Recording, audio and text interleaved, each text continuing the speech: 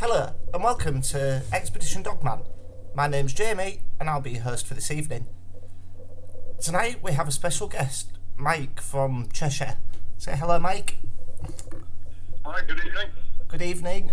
Right, I understand you've got quite a few different Dogman encounters to share with us tonight. Yes, yeah, I've had quite a few. Started back in, or on Christmas Day 2016, it was that's where I saw my first one. At a place called Chasey Heath, just outside Reading. Oh, right, And, okay. that's where I live these days. Yeah. And it all basically, I suppose, my interest got a year before. I work in corporate security, and I used to do split shifts, night and days, and walking around the buildings for an hour, 2 hours, and I wanted to listen to something. I came across the Split Condense show, and I started listening to that. Yeah. And you listen to the old boys talking about when they're in the woods or the forest, and about the tree sign and certain things. Yeah. And there's a back road that I travel up to Whitney to see my grandmother, and I started noticing all this type of tree sign, as they would call it. So about a year later, Christmas Day 2016, went up to a place called Chasey Heath, parked up. I crossed the road to go into the corner section of the wood, and to my left there was like a single track, then a field. Right. And I caught some movement out the left corner of my eye, and I turned around. Whatever it was about 2 foot bigger than me. Right. I caught the shoulder and the right side of the head, and it turned back into the fog. And Can it was you gone. describe And what that it was you saw? Yeah, it was upright. It was about 8 foot tall. Yeah. And it wasn't a wild man.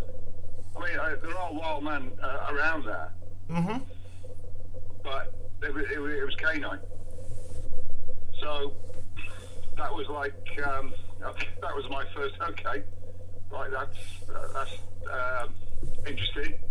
So I got back in the car and went home, and then I waited till the first weekend of January 2017, and this time I went further up the road and deeper into the woods, and this is where I found what they call a birthing den. Oh, right, okay. So, do you reckon you have a nest near there? Well, it's not a nest. I would call it a birthing den. Oh, right. Because it has.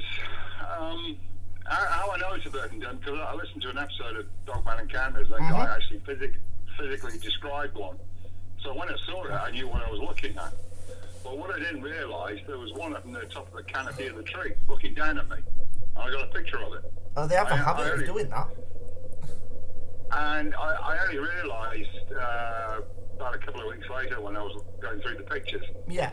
But on that weekend, it was overcast and it was drizzle. And that was on a Saturday, and I went back on a Sunday, and I went down a different part of the wood, and I'm walking down this path, and there's a den on the left, and there was one just sat there with his back to me. All right. Sat on its haunches. And the coat was, the coat was immaculate. It was clean. Yeah. There was no smell. And there was a parting right down the middle of the back, and it was just like, the fur was black. It was just blacker than black. It was just, but it was clean. It wasn't matted. It didn't smell. And I was probably about 3-5 foot from it. Yeah. And it didn't even turn its head. It couldn't care less if I was there or not. So that sort of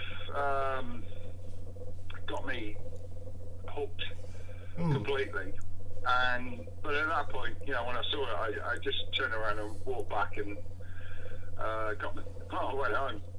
And then the first time where I thought, we're going to spend a day out here and what have you, and that was Sunday the 12th of Feb, same year. It was about 9:30, and this time I found a place where it's a steel bar gate. Right.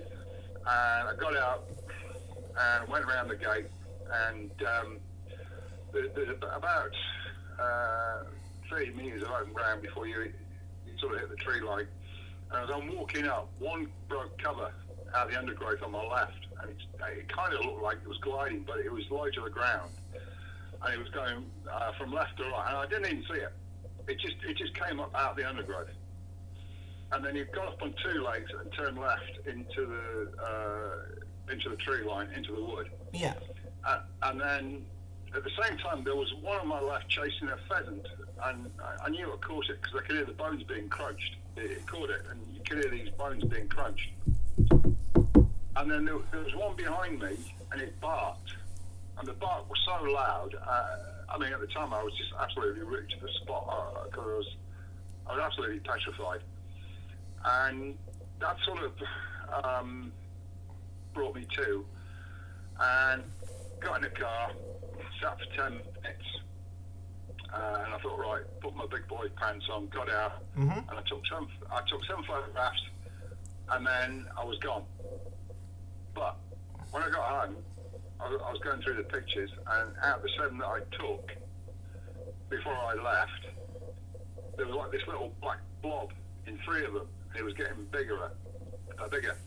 So the one that I saw first on all fours, and then got up on 2, and then turned left into the tree line. It doubled back, and it was coming up on my right. So, I mean, I've found a cub in a den. I took pictures of that. I had the parents watching me. I've seen females carrying the young, dens. I've been to different parts of the country, South Wales, Scotland, Midlands, Yorkshire. Going on about Yorkshire, have you been to Barmston Drain at all? I've been to Danes Dyke. Oh, right, okay, that's not too far away. Oh yeah, I went with Colin Keelty. Oh yeah. March, and we parked in the public car park there. Yeah. And he wanted to show me the woods across the road, obviously the entrance. Yeah. So we went in there, and we're sort of walking along. We were coming towards the end. There's like a hillock on the left, and it's got a lot of shrubbery and what have you. And he kind of goes, Mick, you're 9 o'clock. And we're looking, and this thing didn't even bother attempt to hide, because it was sort of squatted behind the tree, but you could see the left and right shoulders sticking out either side, and the head was wider than the tree, because you could see the ears and both sides of the head. So when I went to take a picture, it'd gone. And we spent a good hour or 2 walking around, and then we're in a field. And I turned the car and I said, I'll take a picture of the hedgerow, because sometimes they like hiding in there, and they kind of stand out like later in the picture. And sure enough, there was a little one. Oh, right. So, no, but we haven't been up to, was it the Barmston Drain? No, I mean, a friend of mine went up a couple of years back. Yeah. And a chap called David Bunn, and he went up at midnight, of all things, right? Bloody hell. And he took a video, and when you slowed it down like frame per second, or frame by frame, we counted about 9. But they were all staying out the periphery of the main headlights, but you could just see them. And there was young, juveniles, adults. Well, that'd make sense, because I've been to Barmston Drain myself, and me and my friend, we actually heard it growl at us.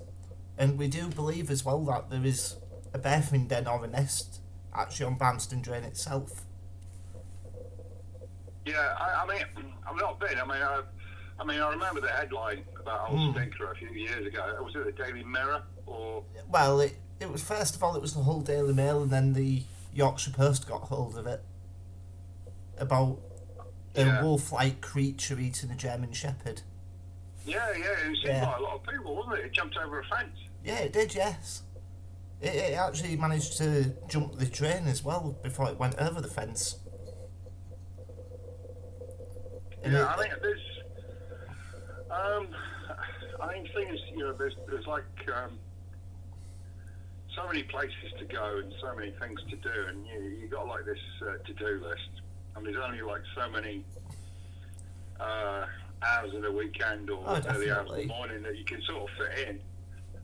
But I think once I'm retired, I'll be going out anywhere and everywhere every day. Oh, most definitely. Because the thing is, the truth is out there, and you get people saying, oh, well, they're not real, and the photos that are being taken from people like yourself on the ground, they're coming back going, oh, well, that's too blurry to make anything out. Yeah, there's something about setting the image. If you take one with your camera phone, you leave it about 20-22 minutes, because they somehow affect the electromagnetic field. Oh, right, okay. They can somehow manipulate. It's the same with wildmen.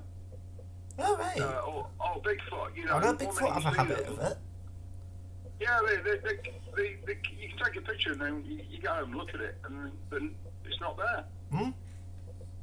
Or it's like when you're out in the field,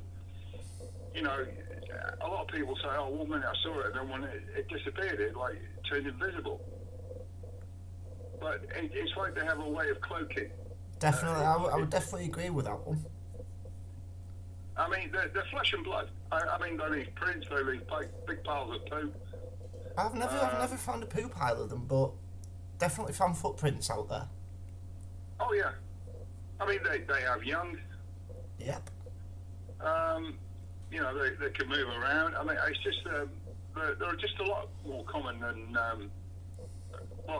I think they're a lot more common than what people think. I mean, they're flesh and blood, and they come with a whole box of tricks. I mean, I've never had. I've been growled at.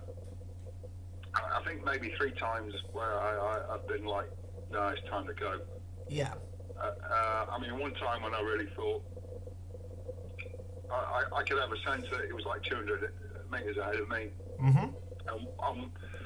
The vibe I was getting, it was so hungry, it just didn't care what it would find, it was going to eat it.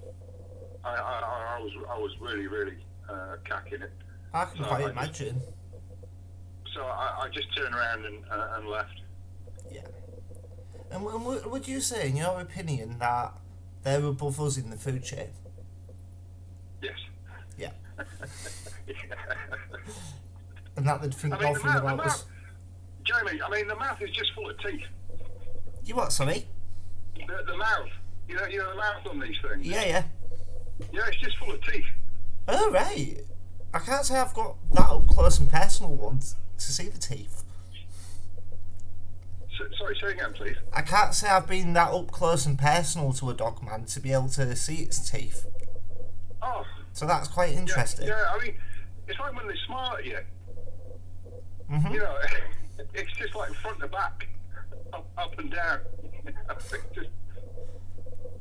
It's just that's all I feel like I can say. It's just a mouth full of teeth, and they're sharp. I can quite imagine that, especially with the type of things they've been known to eat. They need to get through that raw meat, don't they? Yeah, they're omnivores. I mean, they eat a lot of natural fauna, like mushrooms. Yeah. And, they're like they're big for corn. I mean, we have a few cornfields. Mm-hmm. Sort of north of Reading. Some of the farmers they sort of split the fields and they got some corn there. But deer, rabbit, anything they can eat, they will. Yeah. And how many nesting sites or breeding grounds even would you say there is in the UK alone? I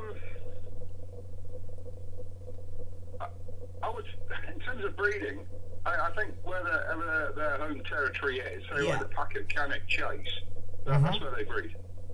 That's where they are. Oh, right. Because they are territorial. I quite agree with that one. Some people believe they tend to wander around or migrate, but maybe some packs they do that in America, but here, the family size pack is about 20, 30 strong. Oh, right. On average. Yeah. And they sort of tend to stick to what they know. Because they seem to have a perimeter, sort of hunting perimeter of about 20, 25 miles. All right. I also sort of tend to think that they do eat wild men as well. You know, our sort of version of Bigfoot. Yeah. Yeah, because I mean, you know, for an upright hominid, you know, there's anywhere from sort of 400 to 600 pound of meat on the bone right there. True. So, but I mean, they do tend to. I know there's like some of the stories in America where sometimes, you know, they're seen together. Yeah. I've never seen that, but they do sort of share the same woods, but they tend to know what side of the track to stay on. So, you know, they don't cross over. But, yeah, I genuinely believe that, I mean, I don't like the term dogman. I mean, I call them great wolves or werewolves, because, you know, we're in in Old English or Anglo-Saxon means man. Mm-hmm. So it's like man-wolf, you know, dogman. But I call them great wolves. But they would, you know, kind of stick to their own area. Yeah.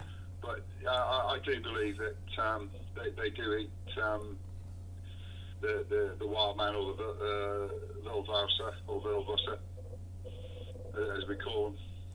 Yeah, and just going on about when you were saying that they're called werewolves, I've done some research into werewolves as they are, and it all goes back to Hollywood, funnily enough. Because I don't know if you know this, but there is actually a mental disorder out there called clinical lycanthropy. Yeah. Where the person feels as though they're transforming into one of these creatures, but they don't physically do it. Yeah, it's was it lycanthropy? Yeah. Something like that. Clinical lycanthropy it's called, and then Hollywood got hold of this, got hold of an image of these creatures, great wolves, dogmen, whichever you wish to call them, and mixed it all together and put it into the public eye. So that way, when we do see them in the wild, and I've noticed this through listening to Dogman Encounters, they come out with, well, we didn't want to think it, but it's a werewolf. And that's due to the fact, I don't think there's a generation alive now that hasn't been influenced by Hollywood. So, as we're growing up watching it... Yeah, you think, was it Lon Chaney, the Wolfman? Yeah. I mean, the old spelling is WERWULF. Oh, right. You know, like, you know, man wolf. Yeah.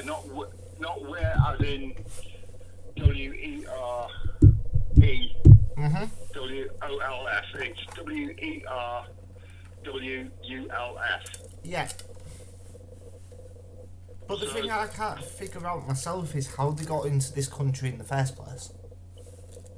I still to this day cannot figure it out. Well, they can swim. Oh, can they? Yeah, they can swim underwater as well. Oh, right, because there's different theories going around as to how they managed to migrate to England. Well, I mean, they're all over the world. Oh, they are, for definite they are. I quite agree with that one.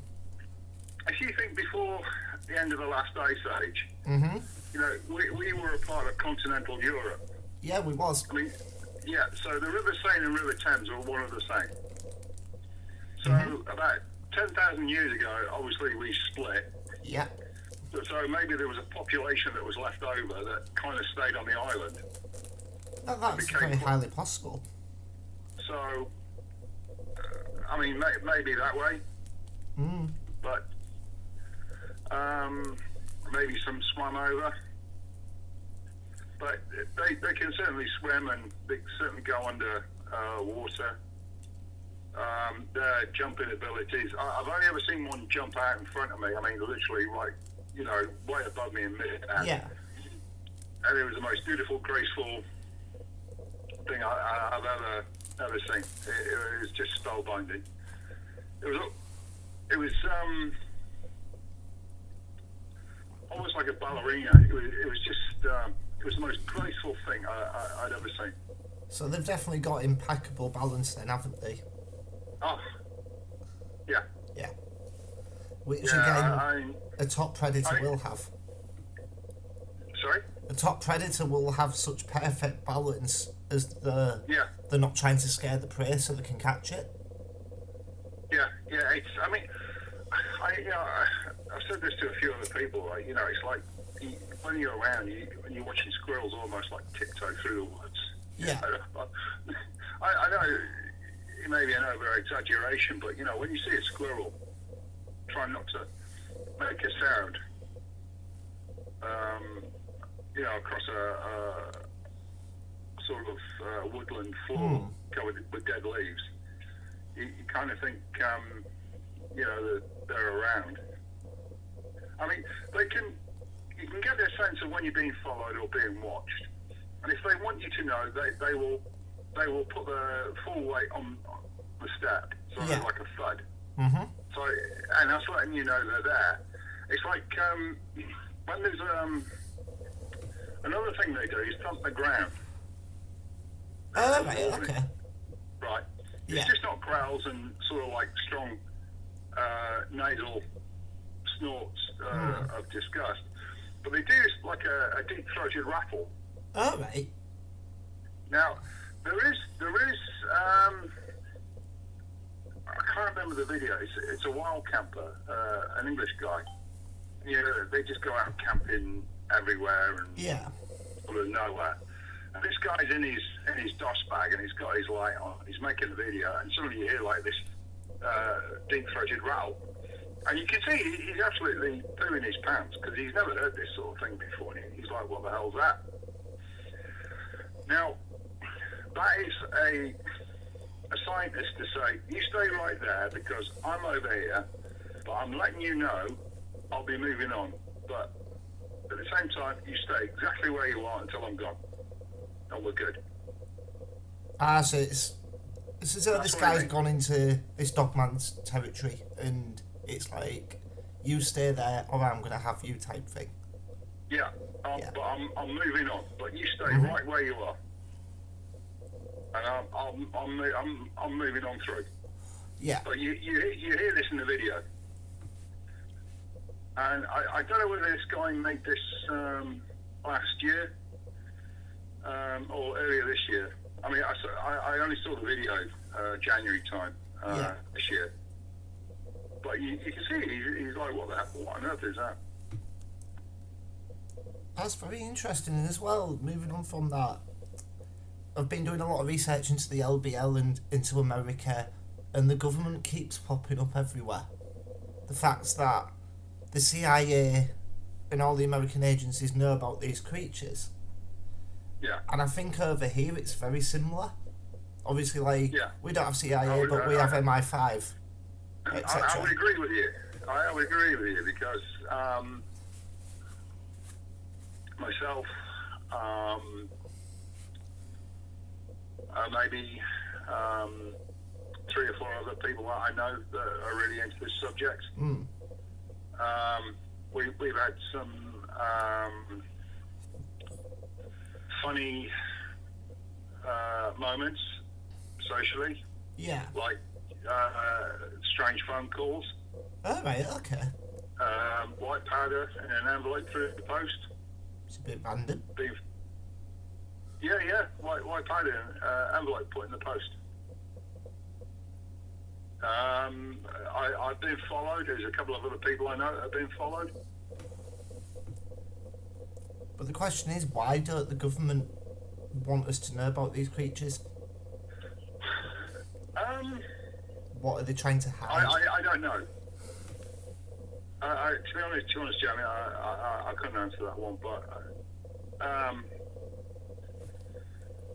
it's someone in authority want to explain to me, and I came across this guy purely by accident. Yeah. But it's like, do you remember the Beast of Bodmin Moor? You know, the outbreak of all the big black cat sightings that Yes, I do. started popping up in the 70s. Yes.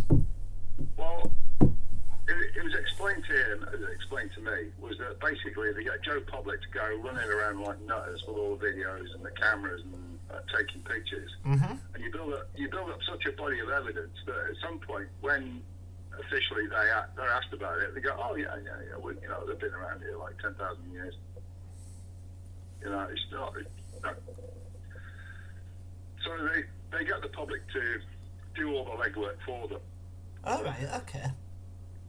But as to why they don't, I don't know. I mean, it's like, you know, in America, right? Yeah. It's illegal to hunt Bigfoot in 10 states. That's true. Yes. And in Texas, you know, it's quite clearly defined that you can only hunt them on public land. I didn't know that one. Yeah, I mean, there's like a British Columbia Forestry Commission leaflet on what to do and not what to do with Bigfoot. Oh, right, that's very interesting. Because I was watching Expedition Bigfoot a few months back now, and I think it was the end of season 2 where they end up in Washington State. And as they went into Washington State, they saw the black helicopters flying overhead. So they got in touch with the ex-FBI agent, I can't remember his name, the one who did Paranormal Facts or Fakes. And he turned around to him and went, the US government know about Bigfoot in this state. And they were flying overhead to make sure you wasn't doing anything wrong. I.e. hunting them. Yeah. And it was clearly shown, I think it should still be on Discovery. Yeah. On their streaming service. So they're clearly advertising it through the media that Bigfoot's real. So I wouldn't be surprised before long if they do a documentary or something about dogmen. Yeah, I mean, I did, when I used to be a member of BDR, you know, Hatfield group on Facebook, there was actually a sort of debate as to why, you know, maybe some things are allowed, you know, are officially announced, or, you know, things are kept hidden. Yeah. The starting point was, the line of argument was that, okay, if you're going to talk about Great Walls, dogmen, the US tourist industry in the national parks brings in about $13 to $14 trillion a year in revenue to the US government. It does. Now, if you say there's an upright walking canine with teeth and claws out there in the national parks, how many people do you think are going to stop going? Oh, the vast majority of them. You'll only get the hunters going in, but general Joe blogs of the public are going to go, yeah, we're not going there. So, it's like with David Politis and his missing 411. Mm-hmm. If you were to say that there was this sort of X-type entity that's taking people, how many people do you think will still go camping and enjoy the outdoors? Well, it goes back to what I was just saying. It's only going to be the hunters, the paranormal researchers. That's about it. Which is a very minute part of the public. Now, here in the UK,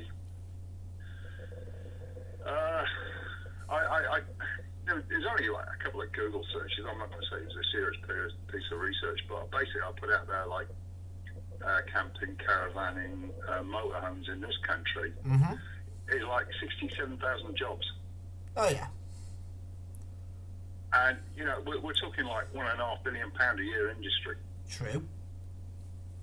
So again, you know, it's like, well, you know, don't go up to the Highlands around Fort William because you got the grey man up there and they're cannibalistic. But you know, don't go to Cannock Chase because the wolves will get you. You know, and it's kind of off-putting. You kind of think, well, there's 67,000, 66,000 people in work. And, we take like 500 million in tax revenue from this, so, we're just going to sit on it and just pretend nothing happens. I was like, have you ever been to a woodland? And he said, don't walk down this. We got a path. We got a woodland here, Western Reading, Right. and there's a pathway, and it says, in your own day, like, don't go down here, risk of death or danger. And you look down the pathway, and you're like, well, what the hell's down there? It does make you wonder. I mean, Foxley Woods in Norfolk, fantastic place. Yeah. And it's like, don't turn left down this pathway because we're logging. And like, no one's logging. Turn right, nature reserve, don't go down here because we have this rare type of finch or type of bird. You think, okay. And then another one will say danger, risk of life. And you look down at it, it's just a pathway with woods, and you're like, well, what's down there? But it doesn't specify what danger you're at risk at. No, it doesn't, does it? Or is that government knowing that there's these types of cryptids down these certain paths, and they're trying to sway the public away from it? I certainly do believe they do know. Mm. I mean, I've tried. I've tried to look through like on different websites. What might be termed as unnatural wildlife. Yeah. Because I think states like Michigan and a few others down there, like Texas, they don't sort of like natural wildlife. They use unnatural wildlife. And you kind of think, what do they mean by unnatural? That's an interesting point. Because it's like you say. I mean, there's like 10 states in America where you could be charged with first-degree murder for shooting a Sasquatch or a Sabe person. And they're protected by environmental laws in these states, but they come under the term of unnatural wildlife. So you kind of think, do we have something similar here? It's highly possible. Granted, yes, they're not admitting it, but it is very highly possible. And rather than saying, no, you can't hunt dogman or Bigfoot or wild men, just don't go down these particular paths. Yeah, but it's just trying to. I only spent like a couple of hours, doing. Yeah. And you try and change the terminology, hoping you might get something. But I never really found anything. I mean, maybe if I had a week off work and dedicated 40, 50 hours in that week to trying to see what's what, maybe I'd find something. But I'm pretty sure they must do. There must be some form of legislation that protects certain types of wildlife that are sort of in the realms of myth. Well, that's it, and that's what they want us to believe, that these particular creatures are just myths. That way they don't have to openly admit that they exist. And then people are watching movies, reading media, etc. So it's getting embedded into the background. So then when they do see them, the brain thinks, well, wait a minute, this is unnatural, this isn't real. What am I seeing? Yeah. And this is why absolutely. people don't openly admit to talking about it. Yeah, I mean, I got a couple of good friends up in the northwest. We're all in Cheshire, and I mean, they got bigger cojones than me, and I'll go up to farmers and sort of like, right, have you seen this? Have you seen that? And 9 out of 10, they'll be like, oh, go away, you nutter. Exactly. But there's always one who'll be like, well, I'll tell you what, those woods over there, there's something.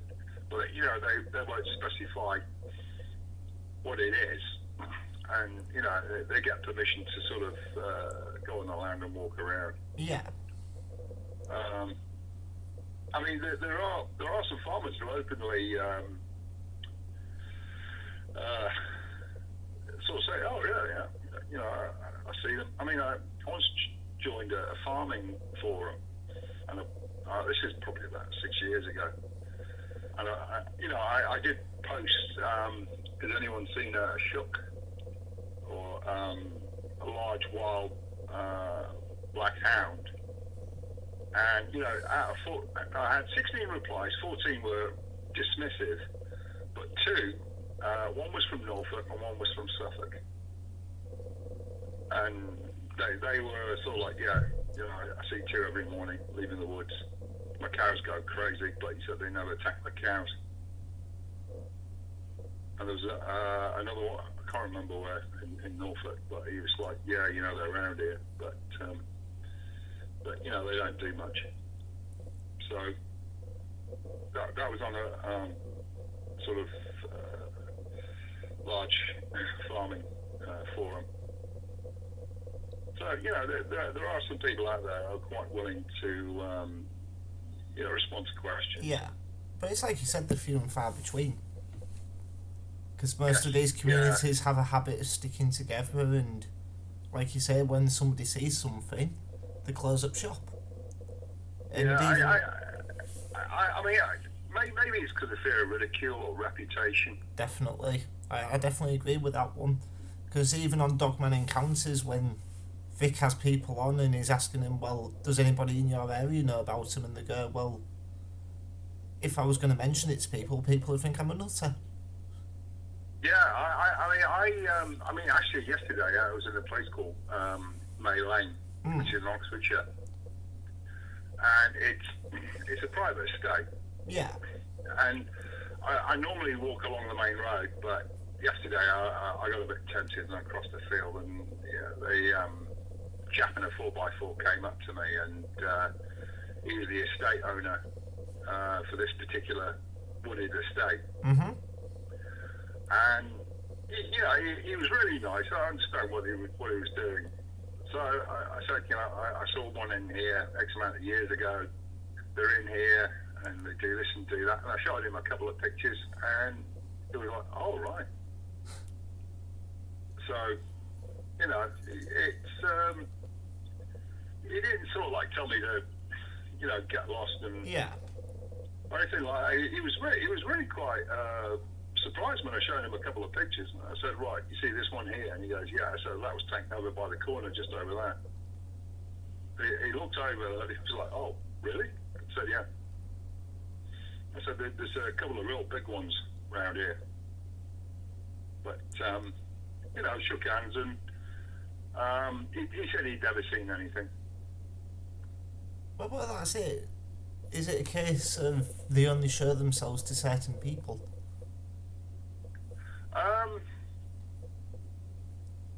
I think on one level, yes, and on another level, no, because I think sometimes, especially people that drive at night and see them, it's not because they're going to be there at a certain time and then show themselves because they think they can choose these people. I just think sometimes they're a bit more relaxed at night because I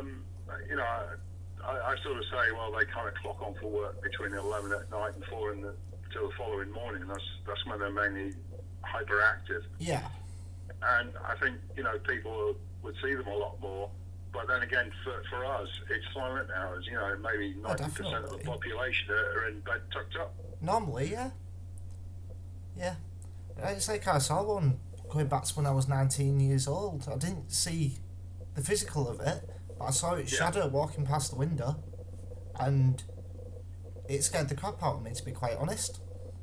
Because it's something you don't expect at like 1 o'clock in the morning, to see a wolf-like figure with sharp claws that curl round just sauntering past your window.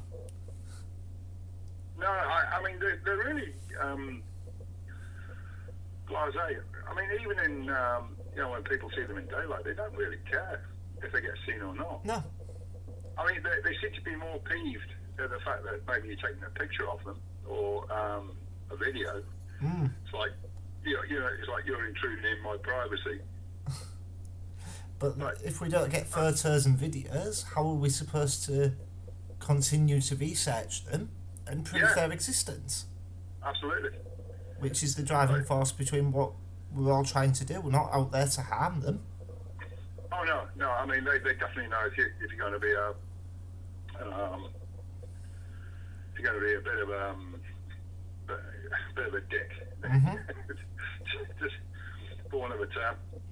But yeah, I mean, they know you're whether you're good or bad. Definitely.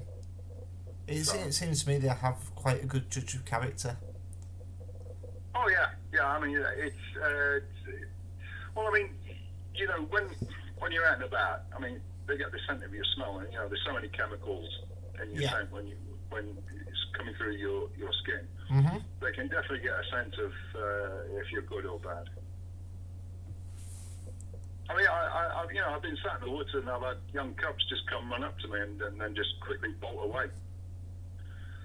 So, I mean, they wouldn't be doing that not unless they had a certain level of confidence in me. I mean, not only that, you know, the parents aren't far away as well. No, they won't be, will they? And I mean, go on. when I found a cub in its den, the parents allowed me to get within about 3 to 5 foot of it, and I was giving it Tesco smoky bacon. Oh wow! And there was one behind me, and it snorted in disgust because maybe because I was getting, you know, the parents are supposed to teach it how to hunt and what have you, but you know, I was just this cute little black fur ball there, and I think it was the mother that was behind me, and the father was kind of slightly off to my left. He was about 8 foot tall, but they were watching me, but I wasn't scared. So they kind of put up with it. That's very interesting. And how old would you say these creatures live to? Well, we know, you know, like Marco Polo and Cicero, the Roman senator, wrote about them, and I would say the average lifespan is 100 to 125 years. Wow, that's pretty long, really. It's interesting.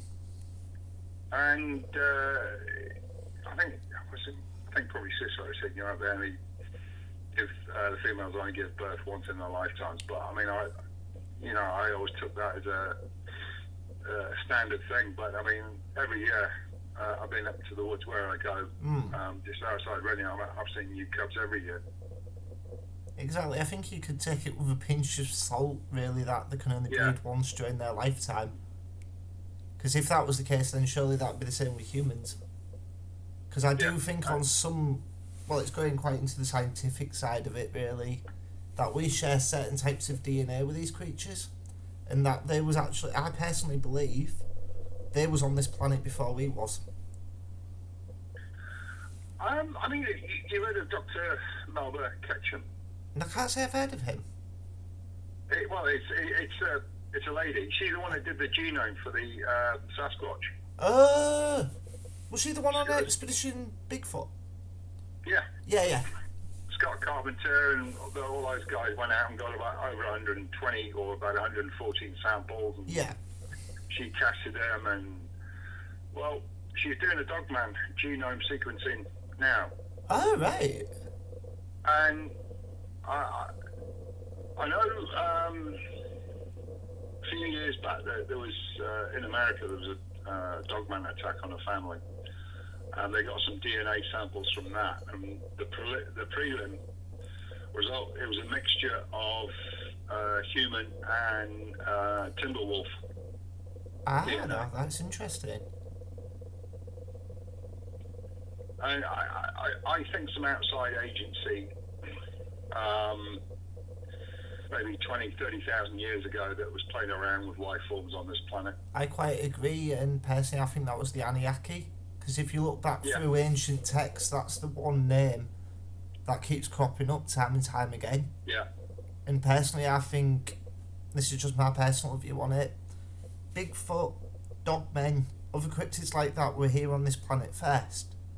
And if you look through what the Anunnaki was after, they was after a servant race. So obviously they're quite human-like within themselves, and they, like you was just saying, they splice their own genes into these creatures and vice versa. Yeah. And that's how you create it, how they created human beings. as we know them Well, today. I mean, it's like, when we're sort of emailing back and forth, I mean, about King Lycion Yeah. of Arcadia, how he tricked Zeus and Zeus turned him.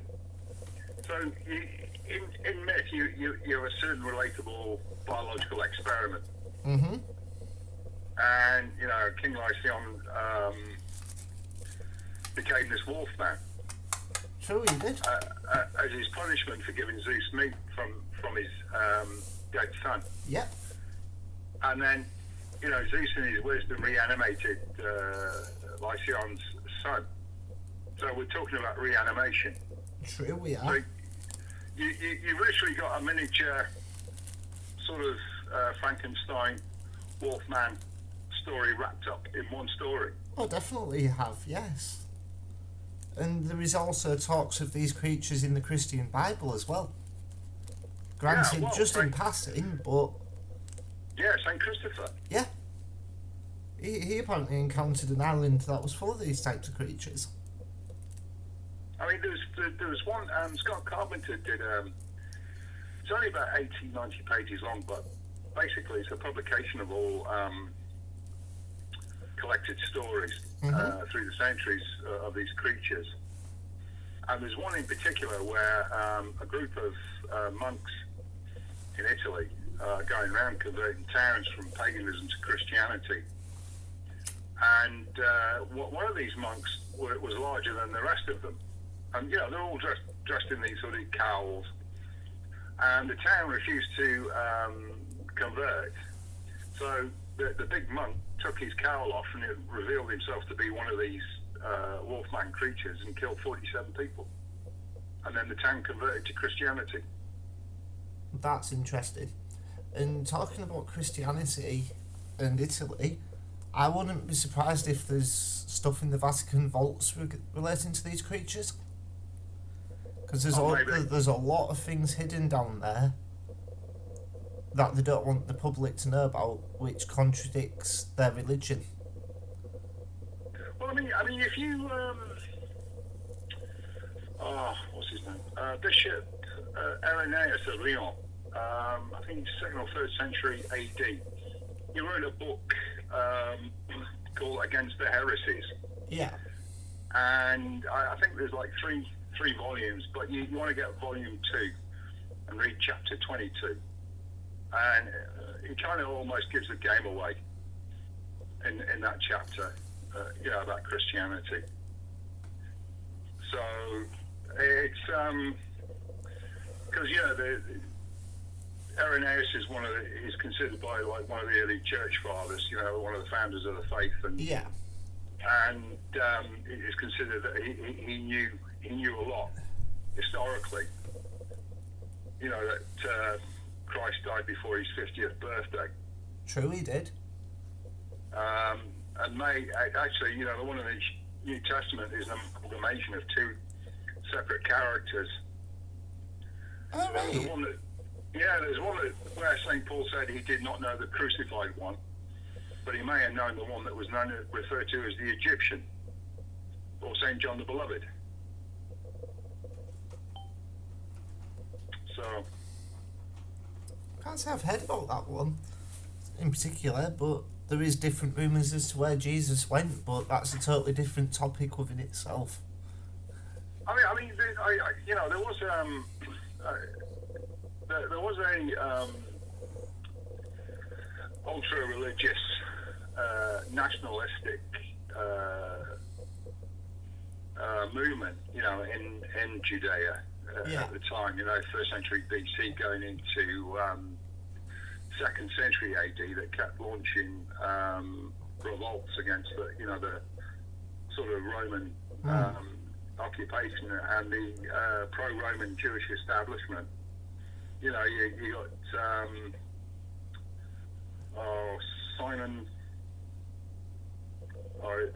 Simon Bar Kokhba, Simon, son of the star. Yeah. Ultra-religious, ultra-nationalistic, ultra-followers of Torah. These are guys that sort of came up with making righteous for a good cause. That sort of first examples of sort of proto-Christian martyrdom. The suffering servant, as in the book of Isaiah. Yeah. But an awful lot of history does get sort of clouded over. Oh, definitely it does.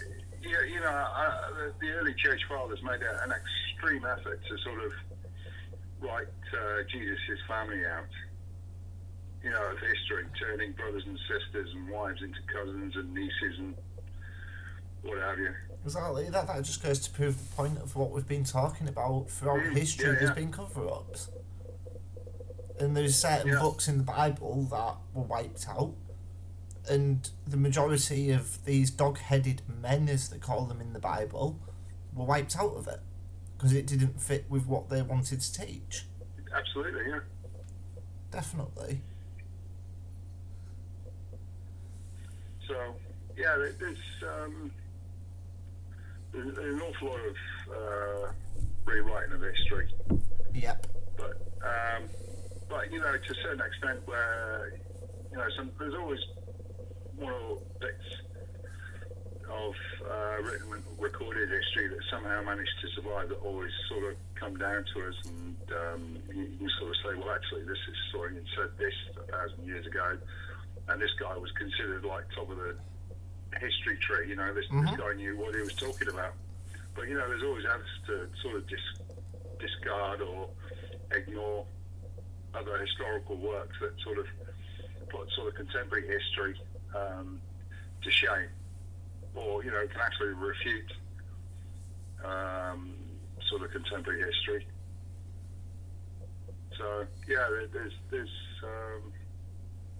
I would certainly say that there's always an ongoing movement to try and maintain a certain professional outlook, in terms of natural history. You're only supposed to believe that the nastiest thing we got here is the fox or a badger. Exactly, but as we all know, there's nothing else out there, Exactly. There's definitely more out there than what they're letting on, and obviously due to the fact of these creatures being above us in the food chain, like you were saying earlier, they don't want to go scaring people. No. So that would make a lot of sense, to be quite honest. Yeah, when you talk about like the food chain, it's like, do these things eat people? And the answer to that is yes. But no, definitely it is. In America, maybe somebody's out walking the dog at 5-6 o'clock in the morning, and one of these things sees an elderly person and goes, "Yeah, breakfast." Exactly, and that's where you get a lot of missing people. Because they do say, actually, thinking about it, in the national parks in America, people go missing all the time and they're never seen again. Yeah. And that's due to the fact these creatures are kidnapping them for breakfast. Now, if people were to be killed and eaten here, I think it's more down to the fact that someone's been out walking and suddenly they come across one of these things and it's like, what do I do? And the first thing is try and shoo it away. Yeah. Now, if you sort of puff out your chest and start making large overhead or circular motions with your arms, that's like a red rag to a bull. It these is. Things. So that's a challenge. And we're not going to win that challenge, really, due to physical strength and stature. Yeah. But if you just kind of stop what you're doing, kind of go low, squat down a bit, as though you're like being submissive to it, it'll leave you alone. That's definitely good advice, especially for people who are walking the woods. But the problem I find with America is they're too gun happy as well. Because quite often on dogman encounters you hear people going, "Oh, well, I asked it to declare who it was. It didn't answer me, so I shot 20 rounds into it." Yeah, I mean, shooting them's normally a bit of a bad idea. I mean, Definitely. I actually did an interview with Vic about 2-3 weeks ago. Yeah. And I was retelling him about, I listened to the episodes about that guy from Oklahoma who went out of his way with 3 other buddies to go out and find one of these things and shoot it and kill it. Exactly. And I was was telling Vic, I was like, dude, I mean, that's like a suicide mission. Oh, it is. I mean, why on earth would you? I said, if you'd gone out with like a tripod and camera lens and actually tried to film one, even that in itself would have been like a medal for bravery. Oh, definitely. To say I actually have physical high def film for one of these things. Mm-hmm. But to go out with it, I mean, they took various types of sidearm rifles, but they took a Rigby 4.66, to an elephant rifle. And this thing, he said he shot one twice, one in the neck area, one in the head. Yeah. And this thing still lived. Well, there is different theories to say that their fur and their skin is built to absorb bullets. I've heard that one before. Well, for me, I kind of take that body mass. If you think the density of the muscle, that's like Kevlar body armor. Yeah. I mean, towards the midsection is more of a vulnerable area, but people don't think about shooting them in the nuts. No. Or in the private parts. But you train, when you sort of train on firearms, you're supposed to go center massive target. Yeah. I mean, if you do further specialized training, then you can say, I'm talking about the head. But the actual rule of thumb is center massive target, which a lot of people do. But basically, you're just gonna piss them off. You're firing at basically natural body armor. Yeah. And this is what pisses these creatures off. Hence the reason when you listen to Vic's show and you hear about people shooting them, no wonder they're getting chased. Because they're angering these creatures and then they're more likely to do something about it. Oh, yeah. I mean, the speed... I mean, the biggest... the biggest giveaway... I mean, the thing that really shocks a lot of people, even me, even still today, is the speed of these things. Once you see these things move, I mean, why anyone would go out just on a Saturday and think, we're not going to go for bear or deer, we're going to go for one of these things. Yeah. I mean, not unless you're actually experienced. I mean, there was one of the early interviews that they did was a lad from, I think it was Louisiana or Kentucky. He had 3 uncles that basically that was their living. And basically, these things were going around killing livestock. Yeah. And obviously, there is a way to take these things, but basically he was saying when they planned a job, it was like a 6-month preparation just to get one. Well, that is interesting, to be fair. All that planning just to go and hunt down one of these things. Yeah, and he said, the guys, he said they wouldn't drink or smoke. If they were given a job by one of the farmers, that was it. They would, stop smoking and drinking and just concentrate on that. Keep their minds clear and focused. Well, there is people out there who say these creatures are drawn to tobacco and musky scents as well, especially when you look back at the case of the LBL. Yeah, that's true. That there's certain things we do that can actually attract them in. I have left tobacco up in the woods where I go, but yeah, it didn't seem to do anything. I've left dog food. I bought an expensive type of dog food, which they just absolutely chowed down, and then about a month later, I bought a bag of cheap dog food and touch it. So they have standards. Of course they do. Of course they do, and like I've said before, I do believe they're the natural inhabitants of this planet. Yeah. Personally. Yeah.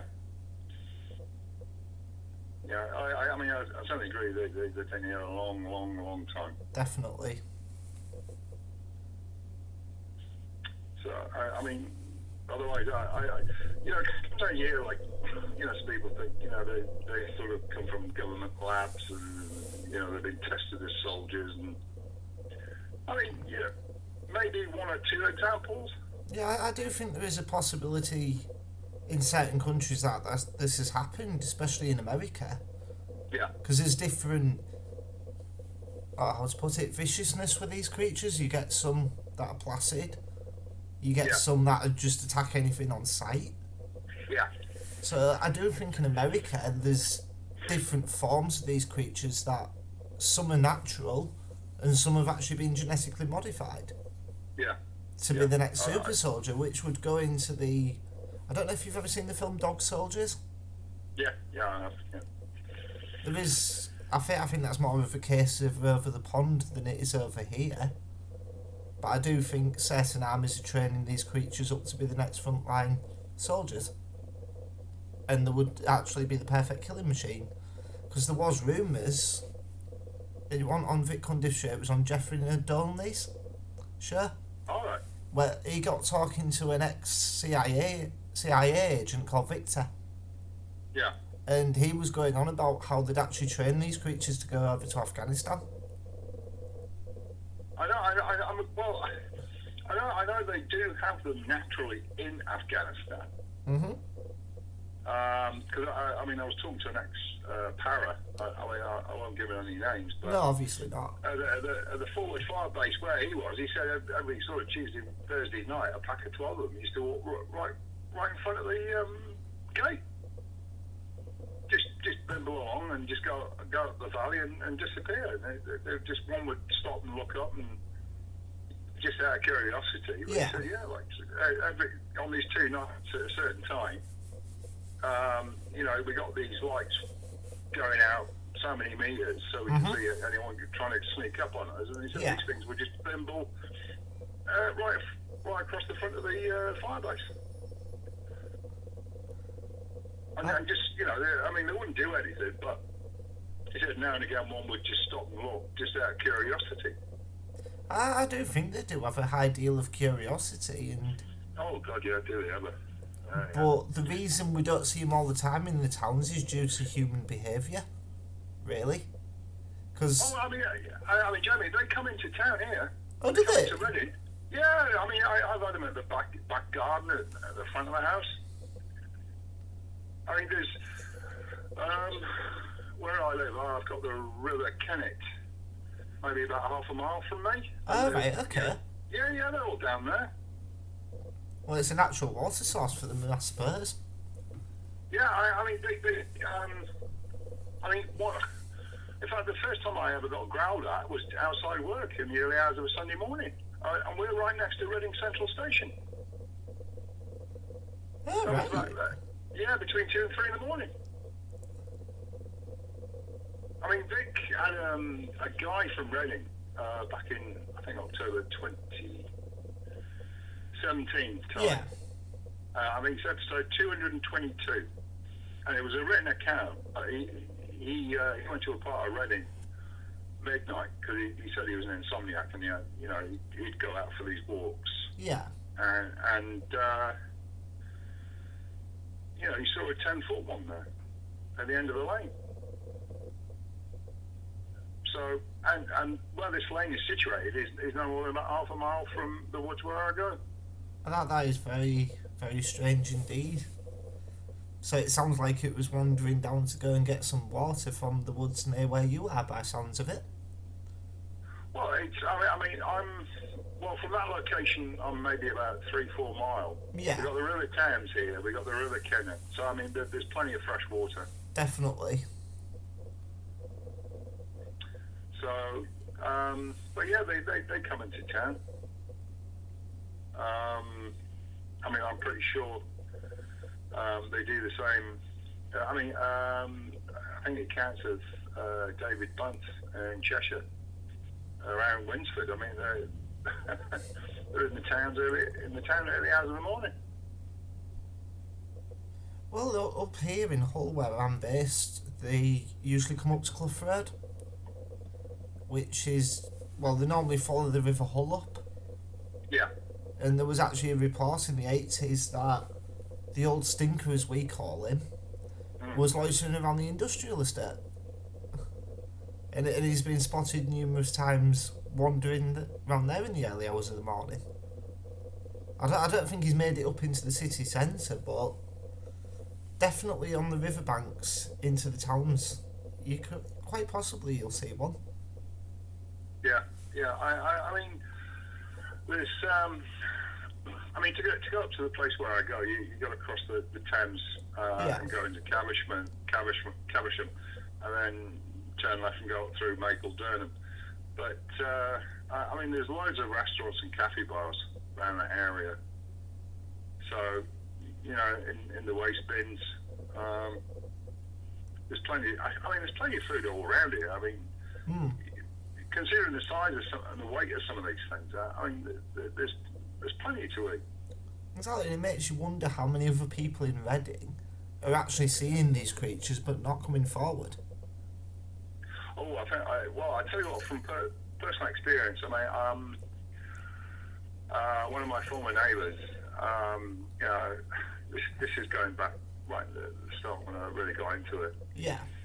He sort of said, "Mate, well, you know, where are you going?" And I thought, oh, okay. So I'm going up to the woods to look for werewolves. And he just looked at me straight in the eye and he goes, "You need to go up beyond the university, up that way." And then just walked off. Oh, right. And I was like, well, wasn't expecting that. No, definitely not. That's not something you expect from somebody in the streets. Go, "Oh, we'll go to the university then." Yeah, and then there was another one. I took my grandmother this is about 2019 time, to a church, coffee morning at a church in Oxford. And we were sat opposite this other old couple. And so I got a conversation going. I said, "You know, you didn't see anything strange or unusual." And the woman goes, "Oh, Saturday morning, like, you're that bloody Black Panther around Burford. So I nearly ran it over. You can take my grandkids to school." I was like, "Oh, really?" And she said, "Oh, yeah. He said, they're out there all the time." I said, "Have you ever seen any large black wild canines?" And her husband just popped up and said, "Well, yeah, they're up by Charlbury, top end of the valley that way." He said, "I've never seen them, but my dad and grandfather and great-grandfather used to see them all the time." That's interesting. And as well, while we're on about the church side of it, especially down near you, has any actually been spotted near the cemeteries? No. Oh. No. I know they have a certain affiliation, for cemeteries and old burial grounds and ancient religious sites. But why they sort of gravitate towards those things, I'm not really sure. But I mean, where I go, I'm pretty sure. I mean, I know May Lane. There was a Bronze Age settlement there. Oh, right, okay. Yeah. There's there's been a settlement around there for 5,000 years. So, you know, mate, there's some old burial tumuluses in the fields and what have you. Yeah. But it's one of the I forgot the name of the village, but the old name was the Airwolf in Saxon times. So, place of the wolf. Ah, right. Because that's similar to what the Vikings had, wasn't it, with Beowulf? Yeah, that was. This was spelled Bearwulf. Yeah. Beowulf, I think, is a sort sort of Scandinavian hero that was brought here in the sort of 5th century AD when the Anglo-Saxons started coming over to settle en masse. So, because I think the first recitals of Beowulf were in sort of East Anglia, which is again Norfolk area, isn't it? Norfolk, Suffolk, yeah. So it just goes to show that, again, they're all over the place here in the UK. Oh yeah. And there's probably high concentrations in like the national parks again, where they've got more hiding grounds. Oh yeah. Like North Yorkshire Moors, for example, the Yorkshire Dales. Yeah. Dartford, or is it Dartmoor? Probably Dartmoor. Oh, Dartmoor, yeah. All these nice open grounds where people very rarely go. I mean, I tell you a story about Dartmoor. Mm-hmm. And this was, all I can say is, this was related to me by a person who I know very well, and is not one for, spinning a yarn or telling a tale. Yeah. But there was a guy, the prison down there, Dartmoor, and he was on a weekend release, a prisoner. All right. Anyway, he kind of absconded, not because he thought he'd be a clever fellow and outwit the authorities. He didn't want to go back because he was too scared to go back because he saw something out his cell window one evening at night. He said he saw something big, hairy, upright, kill a squirrel. And he said this thing looked at him before he walked off. So this was relayed to her, and she told me. So this guy didn't want to go back to prison, not because he didn't want to. It was the fact he didn't want to go back because he was scared of this thing getting him. All right, and did he say what it was at all? It was probably a wild man. Because he said what he saw. He said he saw this thing pick up a stick, throw it up a tree, knocked a squirrel out of the tree, and he said this thing literally walked up as the squirrel went down, caught it in one go, swallowed it. And just for the listeners out there, would you be able to describe what a wild man looks like? Well, you know Sasquatch. Yeah. It's the same thing. All right. Yeah, wild man or Vilvouser, the green man. That's our version of the Sabe or the Sasquatch. Right, because that's interesting. Talking about the green man in particular, he's very much related to the pagan religion. Yeah. So that in itself is interesting, that because they do say that paganism is one of the oldest religions on this planet. That that the Sasquatch over here is actually related to that particular type of god. Yeah, as they call it. Yeah, you know, the man of the forest, the forest people. You know, it's I mean, the ones in England seem to be right about sort of average 8 foot. But I mean, there was one about 2 months ago that was seen in Norfolk on the beach that was about 15 foot tall. Oh, right. Which beach was this? Oh, somewhere in northwest Norfolk. I think it was in the daily. Again, it was in one of the daily rags. Yeah. And there were a lot of people saw it, but you know, no one had presence of mind to take pictures of it. Just the footprints afterwards, because I think everyone was kind of stunned. Well, that's it, isn't it? Because that goes on to I've actually written articles on the state of the human brain when it sees these creatures.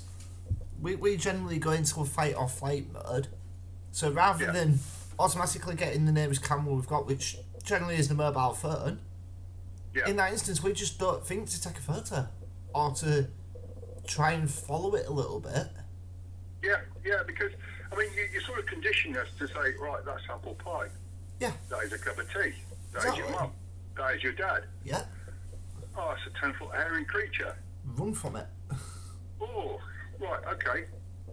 I mean, so my first reaction to seeing a great wolf, I was like, okay, it's there, it's physical, it exists. I'm just going to go home and have a cup of tea and think really hard about this. Exactly, because many years ago, I've always believed in the paranormal since I was a young child. Yeah, absolutely. Yeah, me too. I never believed in werewolves or the great wolf, as you call them. Mm. And then, obviously, I had my experience. I just put it down to reading a horror book before I went to bed. Yeah. So I thought, right, that's just my mind playing tricks on me. And it was only in 2018 when I attended a paranormal conference in Lytham St Anne's Oh, yeah. that I got talking to a couple of the speakers there, and they went, "Oh, where are you from?" Hull. They went, "Oh, how's the werewolf problem over there?" Not, "Oh, where's Hull?" They were actually very curious about the Beast of Bamston Drain. So I got talking to one of them that night, and again, Norfolk. He was talking about that, how they're seen flitting around woods over there. Oh, And he said to me, the best thing to do is listen to Dogman Encounters Radio, funnily enough. So the next day I was heading home and I was listening to it all on the train. Started with episode 1 and just let it run in the background while the train was moving. And I thought to myself, shit, what I saw all them years ago, this sounds very much like these creatures. So obviously I talked to Vic about it, and he went, "Well, where's your nearest wooded area to where I saw it?" Well, you've got Willoughby Road, you've got Anlaby Road, and in between there you've got a green belt. Yeah. So, and it was heading towards the River Humber, especially towards Hessel, which you've got an old quarry over there. They're known for inhabiting old quarries. Oh, yeah. So personally, I think this particular creature was just heading home. And it didn't care that it'd seen me, or I'd seen it. And Vic went, "Well, I'd love to have you on the show, but you didn't see it physically, you only saw the shadow of it." But to this day, I can still clearly see it in my mind's eye. Yeah. And obviously my grandparents' house at the time was a bungalow, and its head was only just reaching the top of the window. Yeah. I mean, I've got one. There's a place in Gloucestershire called Glass House. It's just almost fairy tale part of the country. It's just gorgeous. Yeah. And me and the missus are walking around the woods around Glass House. I look over to my left, and there's one sat over on my left on its haunches on all fours.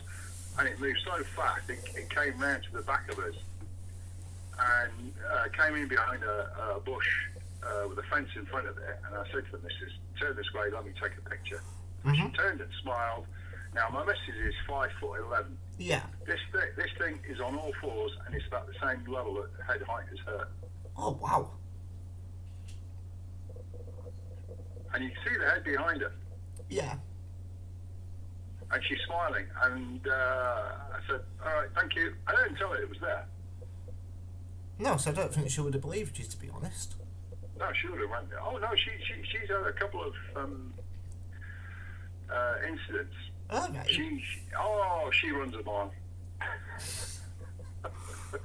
But yeah, then I started looking into the Bamston Drain incidents a little bit more. And my friend Adam, me and him actually went looking for it one time. It's actually on my YouTube channel, The Hunt for the Old Stinker.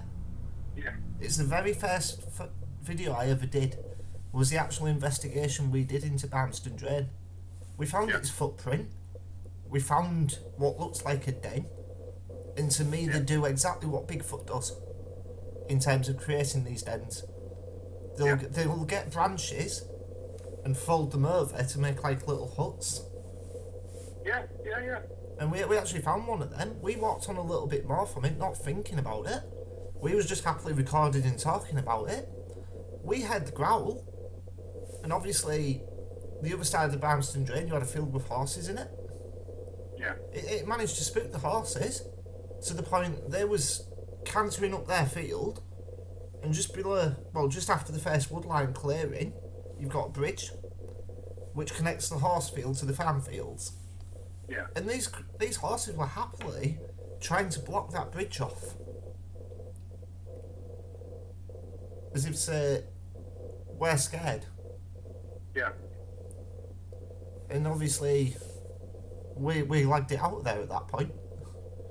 And it was only when I sent the footage over to a researcher in America, because, again, as we've been saying, these creatures have a habit of bending the light around them and hiding in the trees. Yeah.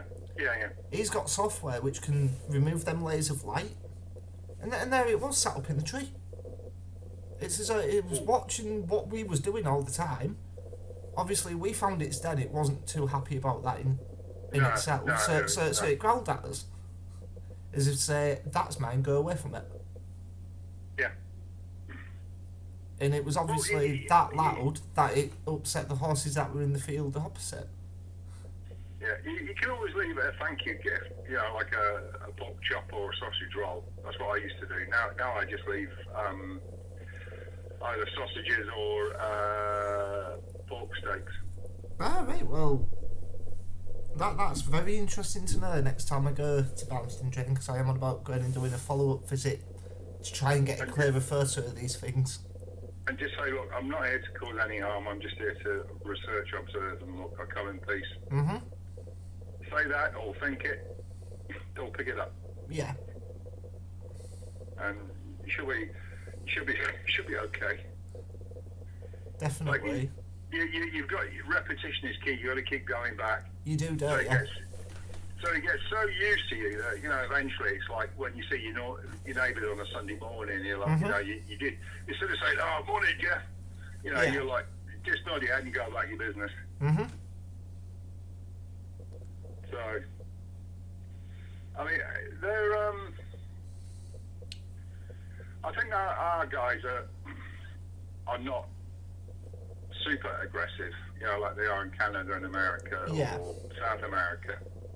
I think our guys are. I certainly think the more north you go, the more chance they would take. Think, well, it's an opportunity. There are people of opportunity, and they would take the risk and take someone. True, there is, but I think over here in particular, due to the firearm laws that we have, it helps for them not to be so aggressive, whereas across in America, you can walk down the street with a Desert Eagle in your pocket. Yeah, the Americans are more gun happy than us. This is what I'm saying about the speed of these things. I mean, because normally you get one that distracts you, and the other one will come up behind you and just take a bite in the back of your neck. Yeah. And that's it. Definitely, but I think over in America they provoke them more, which is into the genetics of the dogman or great wolf, whichever you wish to call them. It's making them more aggressive, so then that way when they have pups, they're realising, humans are a danger, we're going to bite them as soon as we see them. Or play sadistic games of, let's knock on the window of a car and smile at them. Which there is countless reports. I was listening to one about this guy who went into a petrol station in the middle of nowhere. Yeah. And a dogman walked up to his window, knocked on it and showed him his teeth. As if to say, hi, I'm here. Yeah. What are you going to do about it? And again, with the LBL incident, the fact that the government went in and the police went in and tried to shoot it. But I don't personally believe the Roger incident. Because if you look back through history, and especially through that particular tale of the LBL, there's only 4 people in that family that was reported. If Roger was there, then surely a fifth person would have been mentioned. Is this the guy that said he hid? Apparently he hid under the RV. But I don't see how that can be the case when the original report was from the policeman. Well, I mean, that thing would have smelled Exactly. You know, and their arms are long enough to, Reach other places. you know. So I don't honestly believe that particular person's tale. I think he's researched into it, and for some reason implanted himself into the story. Yeah, I kind of go along with that as well, because I mean, if that thing's got blood in its nostrils, Mm-hmm. and considering what it did to the whole family, especially the girl, Exactly. you know, how he survived, I don't know. No, I honestly don't know on that one. You know, but I mean, I know they do. They do give warning bites. Yeah. You know, it's like a snake. You know, a poisonous snake. You know, it's only 50% of the time they would probably inject poison. The other bites are just like warning bites. Mm-hmm. And I know they do. They do give a bit of a warning bite, but you know, when you consider the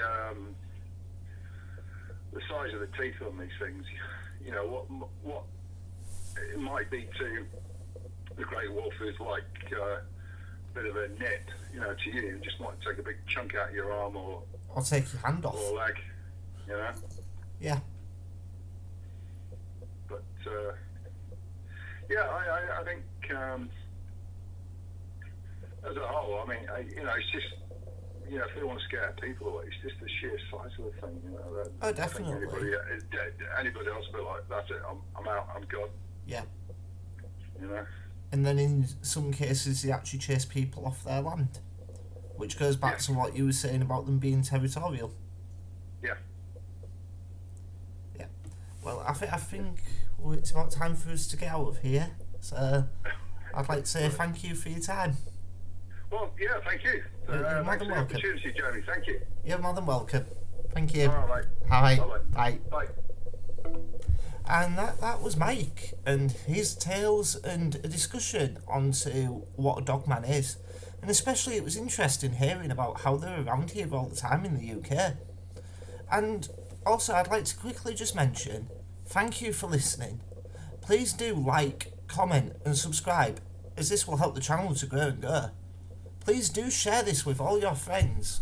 And also, this week we have launched a Patreon page.